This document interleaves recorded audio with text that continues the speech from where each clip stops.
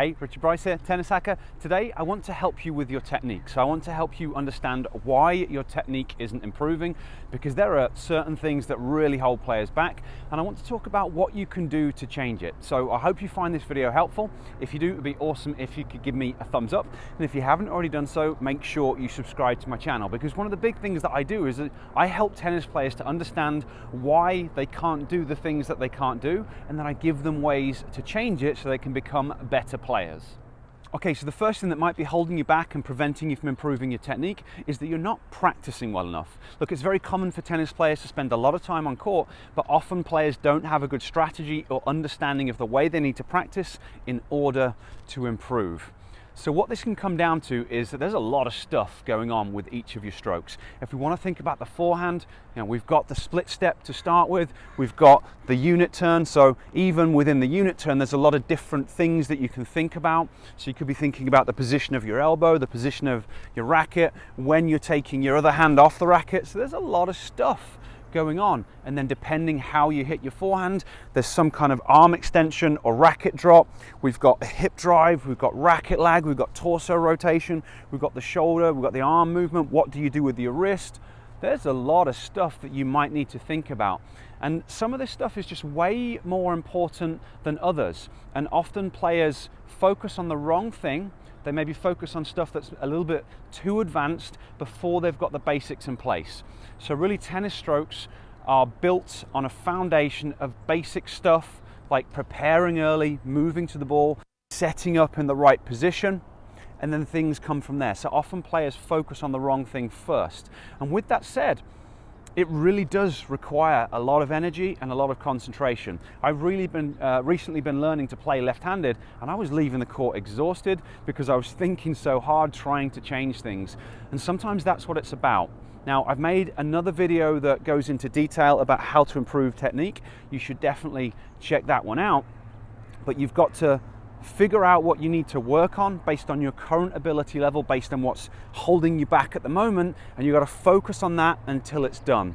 So, the unit turn or the movement to the ball is a great one for that. Unless you're moving to the ball properly, unless you've got your preparation, everything else that comes after that is going to be really challenging. So that's the first piece of the puzzle.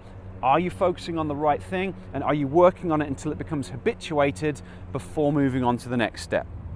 Okay, the next thing that's probably preventing you from improving your technique is there is some kind of limitation, something that is preventing you from using the technique that you're trying to use. Now, what I'm about to say, I hope you take it in the right way. The reason I'm going to explain this stuff to you is not to be mean and to try and put you off, because there are things that you can do to change it. But what you need to understand is that if you want to use high-level, modern tennis technique, your body has to work sufficiently well in order to be able to do it. Now, there's a lot of different things that can go on and a lot of things that can hold players back, but I want to go through things in order, kind of the way that I look at things in terms of importance. The first thing is going to be how well your visual system is functioning. So the most common problem that you see players have is late preparation. If you don't prepare in time, it's really hard to do everything else that comes from it.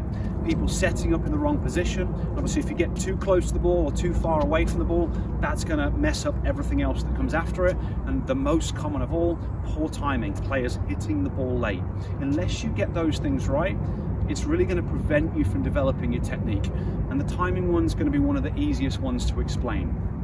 When you kind of watch the YouTube videos that are out there, or most coaches, they'll teach you the ATP style forehand because it's the most optimal in terms of biomechanics.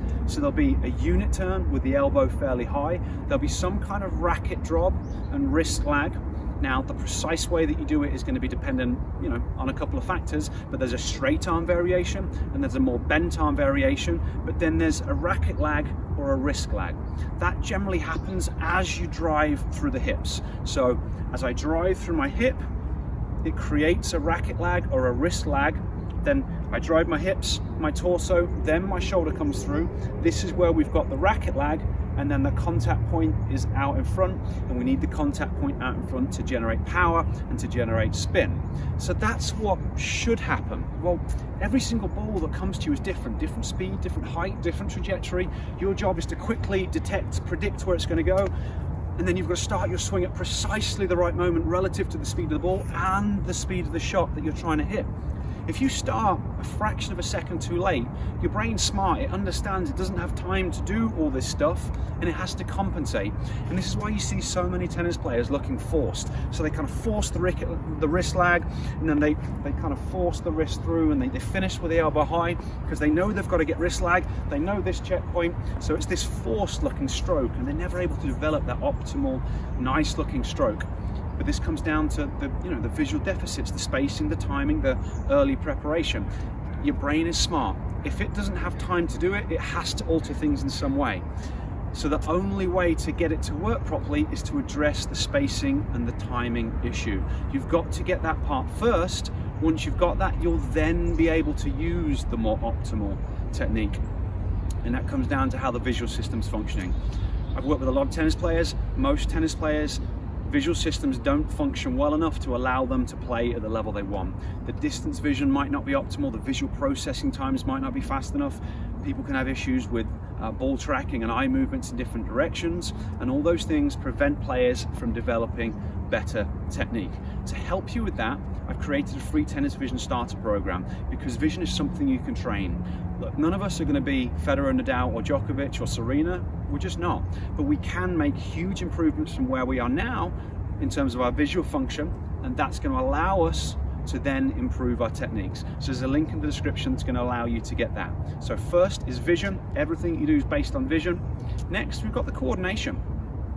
So tennis movements are complicated. It involves coordination of lots of different body parts all in one go, and you've got to do it in response or in time to the visual information.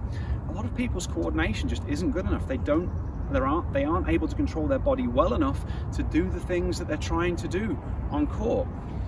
Again, I've worked with a lot of adult tennis players, and there are certain parts of the body that players tend to struggle with. One of the key ones is the shoulder, but more about the shoulder blade. Having a shoulder blade that works properly and moves properly is kind of a prerequisite for being able to control your different shots, for being able to do different things, for preventing injuries.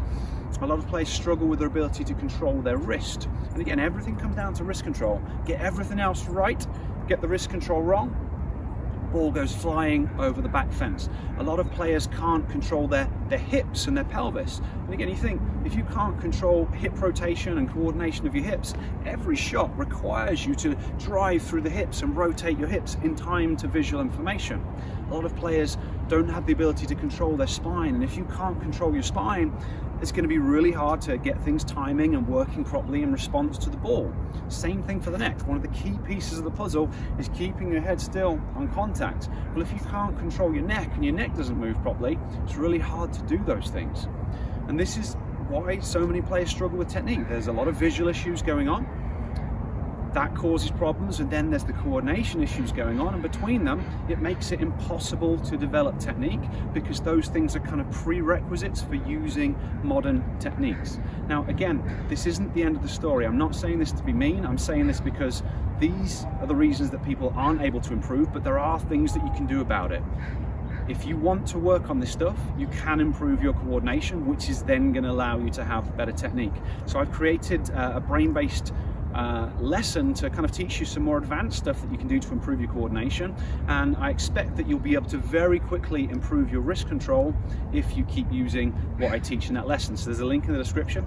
Check that out. I think you're going to enjoy it. The next thing that we've got is going to be strength and flexibility. They're both going to be important, and they kind of operate on a continuum, so I'm going to talk about them together. But in order to develop technique, you have to be flexible enough to get into the required positions and strong enough to stay safe in those positions. So we'll use a couple of examples, the first one being the serve. For the serve, shoulder flexibility is going to be really important. Like when you watch high-level servers play, they've got insane external rotation. They can go way further back, so more external rotation of the shoulder than I've got, and that allows them to have increased racket head speed and more power on their serve. So unless you have that flexibility, you won't be able to use the techniques that you see the top players use. And the other thing that goes with this is you're more likely to get injured. If you don't have shoulder flexibility, you're more likely to get injured trying to get into those positions. You also need strength. To have speed and power on your serve and to use those techniques, you have to have strong external rotators and shoulder stabilizers. They kind of protect things. So if you don't have those, again, you won't be able to use the technique. Your body just won't let you get into those positions and you're not going to have the power. If we look at a single-handed backhand, it's another great example, and it's something that I used to struggle with so much because flexibility was always one of my biggest limiting factors, and it's one of the things that I work hardest on. If you want to hit a low single-handed backhand, you know, in order to hit a ball from down low and still get topspin, you've got to get way down there. Like when you see those videos of Wawrinka hitting these single-handed backhands, he's so low. Well, my friends used to make fun of me because I used to basically stick my butt out when I hit my backhand, but it was because my hips were too tight. I couldn't get in position to hit it. So you're on the run trying to hit a single-handed backhand, unless you've got that hip mobility, it doesn't work. So you improve your hip flexibility, then you can get down, and that allows you to hit specific techniques. And again, with this comes strength. So in order to, you have to have the flexibility to get into these positions, but you also have to have the strength in the different muscles in order to be able to maintain the positions. And if you don't have either of them, you aren't going to be able to use that technique. And this is kind of how tennis works. We need a visual system that functions well. We've got to have the coordination. We've got to have the strength, we've got to have the flexibility. And if one of those things is preventing you from developing a certain technique, the only way to develop your technique past the point that it's at now is to work on whatever the physical limitations are. So like I've mentioned, there's that free program for improving your vision. I've created a resource to help you with the coordination. But if you want to work on all of this stuff, this is what I help tennis players with. I've got a brain-based training program called the Neuro Tennis System that goes into depth and shows you how to improve every aspect of being a tennis athlete. And if you would like to improve your game, I think you'll love the program. I'd love to chat to you to see if there's a way that we can work together. There's a link down in the description that's going to allow you to schedule a free chat with me, and then we can go from there, okay? I hope you enjoyed this video. I hope you take it in the right way and you understand why I make these videos. It's not to be mean and to tell you you're bad and stuff like that. I make them because I was a very frustrated tennis player for a long time. I chat to other players that are frustrated. They're watching all these videos. Everyone's making tennis out to be easy, and it's not. Tennis is hard. But if you put the work in, you get things functioning better, you'll be able to massively improve your performance on court. Okay? I hope to see you next time.